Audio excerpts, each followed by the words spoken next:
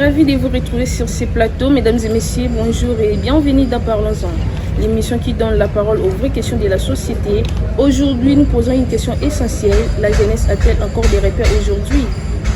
Dans un monde en constante évolution, entre modernité, crise des valeurs, réseaux sociaux, les jeunes savent-ils encore à qui ou à quoi se référer?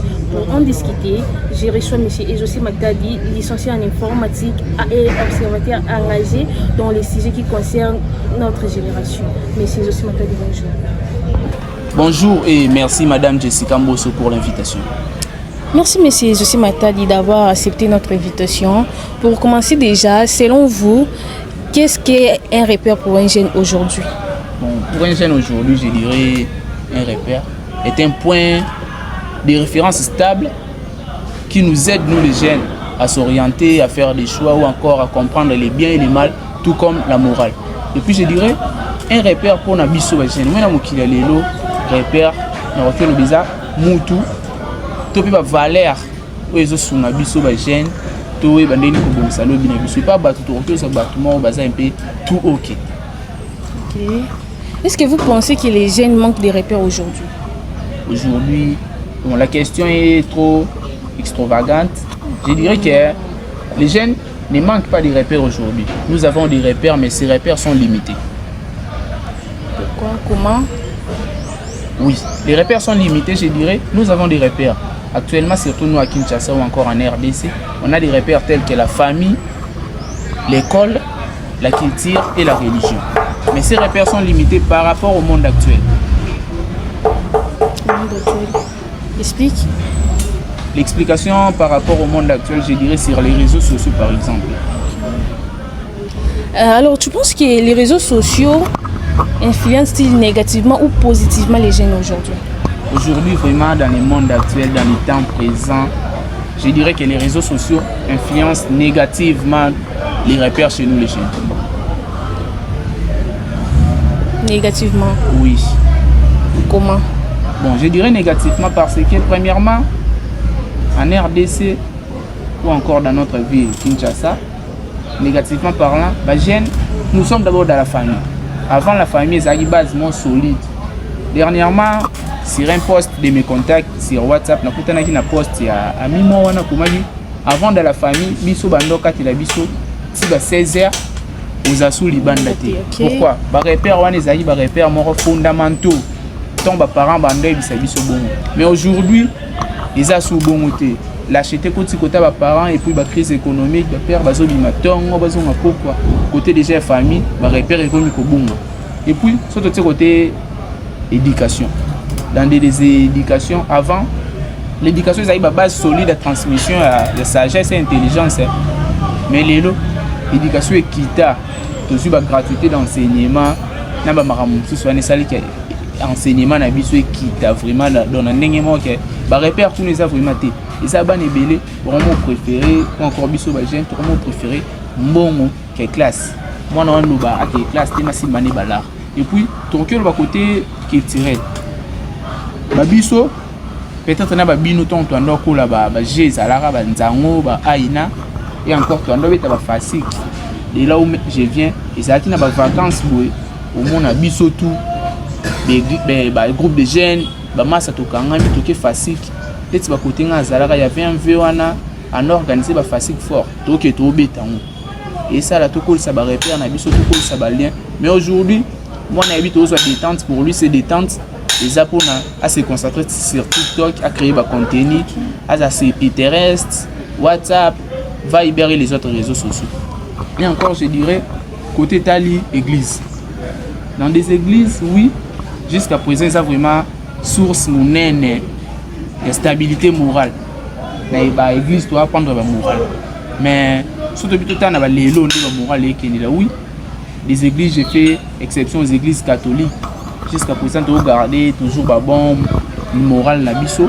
Mais l'église, nous sommes pas pasteur, bazoya, bazobé, ça va repère en faisant des choses normales. Excepté l'église catholique, ou l'église catholique, besoin garder ba moral. Ce qui veut dire dans l'église, nous moral les autres à garder. Bon, j'ai dit c'est là pourquoi. Déjà avec moi, j'ai l'expérience. Je vis dans un groupe d'église catholique, un groupe de jeunes. Donc tu es catholique? Oui, je suis jeune chrétien catholique. Okay. Le groupe de jeunes, moi, par exemple, l'église catholique, peut-être ça, parmi les meilleurs groupes influenceurs na Kinshasa, okay. Les groupes K par exemple, les groupes Wana, les groupes ont sa formation intégrale. Quand on parle de l'intégralité, tout le monde a civique, morale, intellectuelle, okay. Technique, spirituelle. Au moins, la morale, nous avons des repères tout le temps, la famille, église, religion, culture, et puis on a quatre groupes de jeunes, on est à quatre catholiques. Alors, M. Matadi, les modèles que les jeunes suivent aujourd'hui sont-ils fiables? Bon, aujourd'hui, je dirais, il y a des modèles fiables et non fiables. Mais plusieurs jeunes se confient aux modèles fiables. Et par rapport aux jeunes fiables, je dirais, par exemple, dans la culture, on a joué exemple dans la musique, par exemple. La musique, on a un exemple fiable. Il y a des personnes qui vont réussir, de la façon on peut dire tout ok. Prenons l'exemple, le rôle là, il y a un peu culturel, il y a Gez Mawete. L'artiste venant de Tchangou. L'artiste a vraiment total réussite, tout le monde est dans temps et tout. Abandi Mouki a collé musique, réussite moro à féliciter. À part cela, j'ai encore des gens avec moi au monde qui va réussite, c'est mon réussite fiable. Il y a un fait, l'initiateur principal, il y a un projet ou encore il y a un groupe Zala Vrai Jeune. Zala Vrai Jeune, on a total un groupement fiable où il y a la morale à malamu pour la fiabilité, il y a la réussite dans le monde actuel. Est-il encore possible de restaurer ou de reconstruire des repères pour la jeunesse aujourd'hui? Normalement, c'est tellement important pour reconstruire des repères. C'est possible? Oui. Pourquoi je dirais cela? Sur les réseaux sociaux, encore entre tradition et modernité. De ces bases, tu dois reconstruire. Comment reconstruire? Chercher à créer des repères où ils ont lié tradition à modernité. Donc, quand on a qui kala, ils ont lié tout le moins tout ça comment chercher des personnes qui ont une bonne morale. Surtout qu'il y a une église, qui a une bonne morale, ça. Tout un groupe de jeunes, tout le monde a un groupe de jeunes, un président, pour ça la morale bien. Tout qu'il y a une école, un professeur, un assistant, un enseignant, les professeurs, les directeurs et tout, ça va être un malamou, ça la morale là-dessus ça bien. Et maintenant pour reconstruire cela, sans ces personnages, c'est difficile. On doit recourir à ces personnes et créer des repères qui sont à la norme avec le monde actuel. Okay. Alors, quel message aimeriez-vous transmettre aux jeunes qui se sentent encore perdus ou en manque de direction? Bon, y a des jeunes pour se sentir perdus encore dans la direction. Il y a trop de façons, encore trop de méthodes autour de se méfier.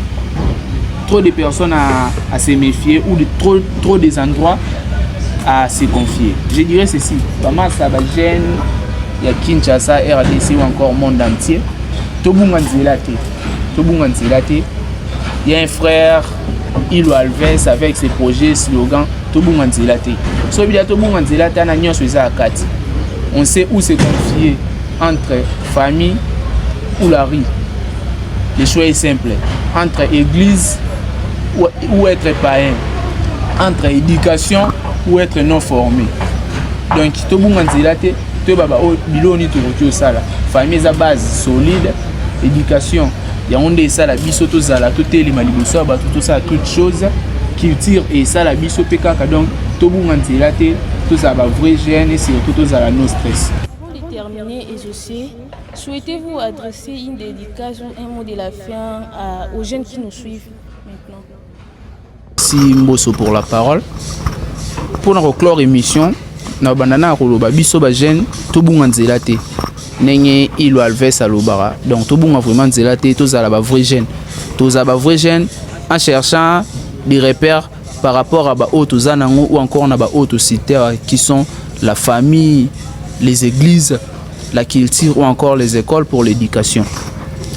Mes salutations s'adressent à mes parents, Augustin, Matadina, Charlotte, Miki, à mes frères et sœurs, la team No Stress, Naël Tog, Danis Mouk, l'Allemand préféré des Congolais, Julio César, Michael Mufweta, Lissi Mutelesi, Eldonel Matungulu, Clan Kassenja, Apôtre Kassima Raissa, Décember, Mariana Olela, Gossen Bassana, Clan K, Saint Boniface, Mukasa David, Kagwa Eli Kalutu, où je salue, mais c'est l'artiste. Lissi Matadi, Draya Ngoma, Eli, les snipers, Vena Mabiala, les réalisateurs, Djako Kouniema, Jordan Mouina, mais c'est l'ingénieur, un repère pour moi aussi, Crin Smaele, l'homme de export et import, Watibe X Negro.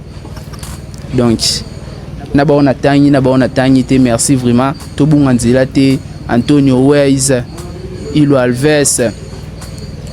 La mentalité pas d'amour avec président Kawiste, je vous salue. Merci beaucoup, M. Matadi, pour cette belle dédicace et bien sûr un grand merci à toute l'équipe technique qui travaille dans l'ombre pour que cette émission ait lieu. Et spéciale mention à nos réalisateurs Remaster et Ramsès pour leurs engagements et leur professionnalisme. L'émission touche à sa fin, M. José. Oui, merci Madame Jessie. J'espère que ce n'est pas une dernière invitation en passant. Mes salutations à Moïse Tigre, Balabala, Merveille Immortel. Merci. Merci à vous, très chers téléspectateurs. Continuez à poser des bonnes questions et surtout restez à l'écoute de la jeunesse. On se retrouve très bientôt pour un nouveau numéro.